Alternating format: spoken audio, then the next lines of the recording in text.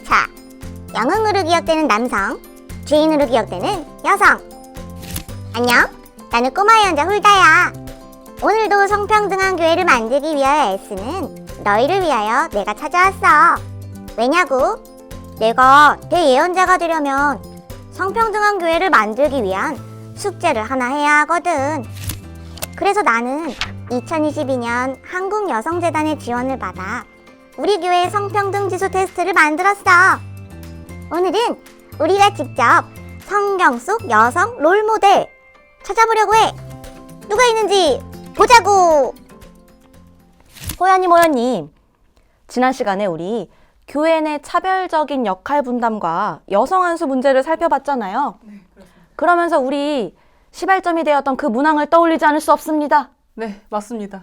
저는 아직도 그 골리앗이라는 그 말도 안 되는 이름이 아직도 웃음이 나오고 있습니다. 그러니까요. 마리아도 없는데 왜 골리앗은 있냐고요. 우리 그러면 이렇게 생각할 수 있을 것 같아요. 우리가 성경 속 카드 18장을 보았을 때 거기에 딱 2명의 여성이 있었잖아요. 네. 누가 있었는지 기억나세요? 에스더랑 하와가 하와. 있었어요. 네. 하와는 아담과 같이 있었죠. 그 말은 즉 우리가 생각할 때 여성 리더십을 가진 여성 롤모델이 없다. 그 부분이 제시되지도 않고 우리가 막상 생각하려고 해도 생각이 잘 나지 않는다라는 것을 의미하는데요. 오늘 이러한 분들을 위해서 우리가 여성 지도력을 가졌던 분 한 분을 소개해드리고자 합니다. 누구죠? 제가 카드 뉴스 만들면서 네. 가장 기억에 남았던 인물 바로 미리암입니다. 미리암. 미리암이 근데 누군가요? 네, 제가 말한 미리암은 모세와 남매였던 그 미리암입니다. 아, 모세 누나였던 그 미리암이요? 네네네. 저도 쉽게 떠올리지 못했던 인물이거든요. 아마 많은 분들께서도 미리암의 존재를 잘 모르고 계셨을 것 같습니다. 하지만 알고 보니까 미리암이 아주 훌륭한 지도자였다고 하더라고요. 그렇습니다. 저도 미리암에 대해서 사실 배우기 전까지는 교회에서 많이 못 들어봤거든요. 그러면 미리암 관련 문항인 이 문항을 훌다가 조사했습니다. 보시죠. 아래 인물에 대한 설명 중 더 익숙한 설명은 무엇인가요? 1번.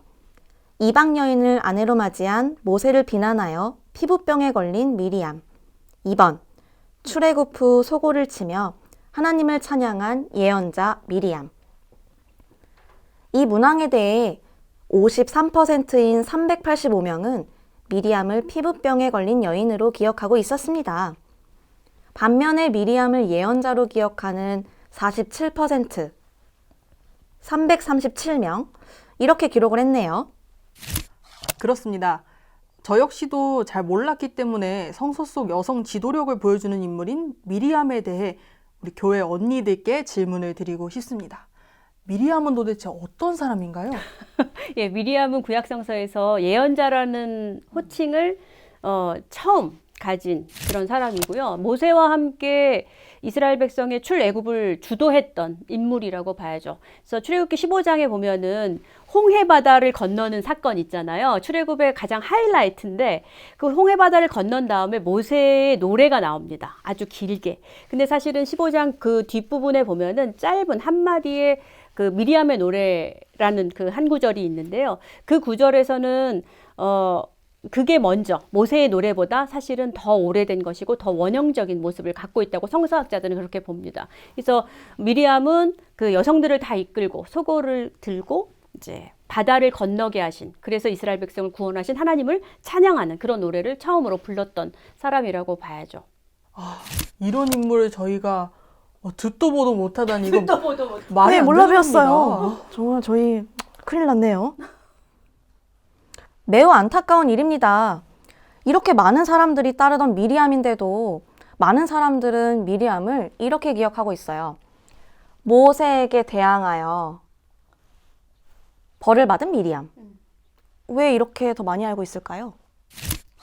네, 민수기 12장에 보면은 이제 미리암과 아론이 모세를 비난하는데요. 사실은 그 비난하기 시작한 그 첫 구절을 보면은 모세가 구스 여인과 결혼한 사건을 비난하는 것으로 나옵니다. 근데 이제 미리암의 말을 보면은 모세의 독점적인 권위에 대해서 비판하고 있어요.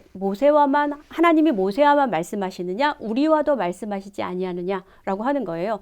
그리고 또 이제 재미있게도 뒤에 이제 그러니까 미리암이 벌을 받았다는 사실에만 우리가 강조를 하는데 또 관심을 가지는데 그 맥락을 보면요, 하나님이 모세와 아론과 미리암을 불러서 말씀하십니다. 회막에서. 이 말은 무슨 말이냐면 진짜 하나님이 모세와 아론과 그러니까 미리암에게 말씀하셨다라고 하는 것이죠. 그럼 그 권위가 모두 다 갖고 있는 건데 이제 점차 모세에게만 독점적으로 주어지는 권위에 대해서 비판한 것으로. 그래서 마치 그것에 대한 징벌로 받은 그러니까 악성 피부병, 뭐 예전에는 이제 문둥병이라고 이렇게 번역이 되어 있었는데, 그런 악성 피부병을 벌로 받은 것처럼 벌로 받은 것으로 이렇게 묘사가 되어 있고, 그래서 목사님이 그것을 설교할 때, 그러니까 그 목사의 권위를 그렇게 비판하면 이렇게 벌을 받는다는 그런 이야기만 하는 거거든요. 근데 사실은 이제 그것은 그 전체 맥락을 보지 못하고 일부분에 초점을 맞춘,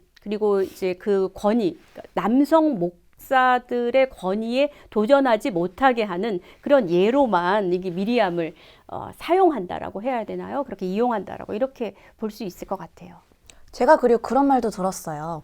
미리암이 모세와 아론과 동등한 지도력을 지녔기 때문에 미리암이 어찌됐든 악성 피부병을 앓았잖아요. 네. 그래서 잠시 격리할 때 이스라엘 백성이 먼저 가지 않았다라는 그렇죠. 걸 기다렸죠. 들었는데 맞아요. 맞나요? 맞는 말입니다. 그러니까 왜 그러면 아론과 미리암이 함께 비난을 했는데 미리암만 그 징벌을 받았느냐? 그러니까 미리암이 주도적인 역할을 했다. 저는 이렇게 보고요. 물론 아론이 이제 제사장 역할을 하긴 하지만 이제 거기서 미리암이 주도적 역할을 하는데 그거는 영원한 징벌이 아니고 사실은 이제 7일 동안 그 피부병을 가지고 있었고 그가 질병에서 낫는 동안 모든 백성이 행진하지 않고 그 자리에 머물러 있었다라고 하는 건 정말 말씀하신 대로 반대로 그 미리암의 지도력을 증명하는 것이다. 이렇게 볼 수 있는 것이죠. 미리암이 빠지면 안 되기 그렇죠. 때문에 기다렸다라고도 해석할 수 있겠네요. 그렇죠.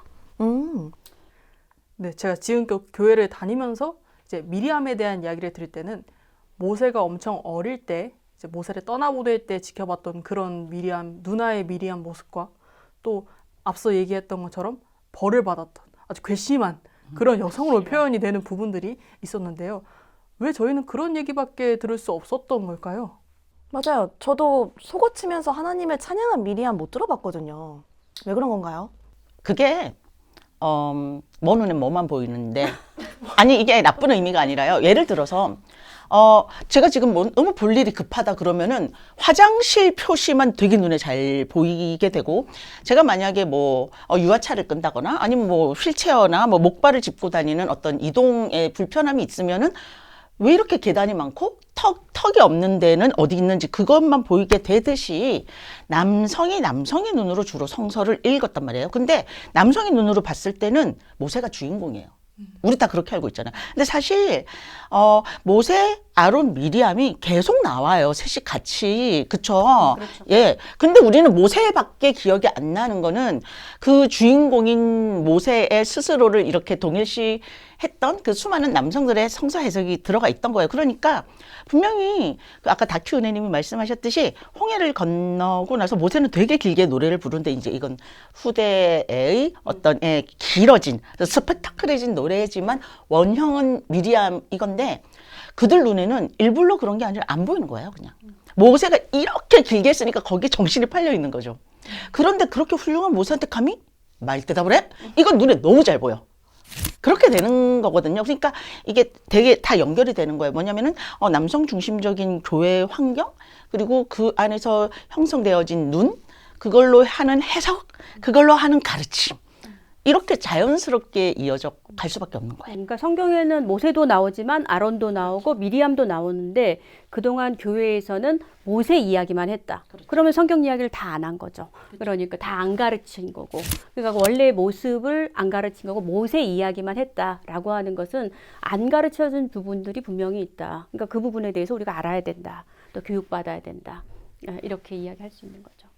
네, 그럼 이제 앞으로 바다를 갈랐던 모세 뿐만 아니라 모세 옆에서 모세와 함께 이야기할 수 있었던 아론 그리고 하나님을 출애굽 후에 속옷치면서 찬양했던 미리암도 함께 이야기할 수 있도록 저희가 또 우리 교회 탐험가가 열심히 또 노력하겠습니다. 네, 다시 또 이번 편에서도 정신 바짝 차리고 네. 한번 힘을 해보도록 내야겠네요. 네, 힘을 내겠습니다. 해보도록 하겠습니다. 자, 저희 이제 7편도 마무리할 시간이 왔습니다. 훌다 거기 있나요? 응, 난 항상 여기 있지. 와, 이제 우리 마지막 2차만을 남기고 있네. 다음 편에서는 이러한 여성 신앙 모델도 찾았겠다. 앞으로 우리 교회가 더 어떻게 나아가면 좋을지 하나님께서 내게 보내주신 전원과 함께 이야기해 보려고 해. 마지막까지 교회 탐험가와 교회 언니 그리고 나 훌다와 함께 달려보자고. 구독해서 알림 설정해주기 그리고 인스타그램, 페이스북 좋아요도 꼭꼭 해줘야 해. 그럼 우린 다음에 봐. 제발.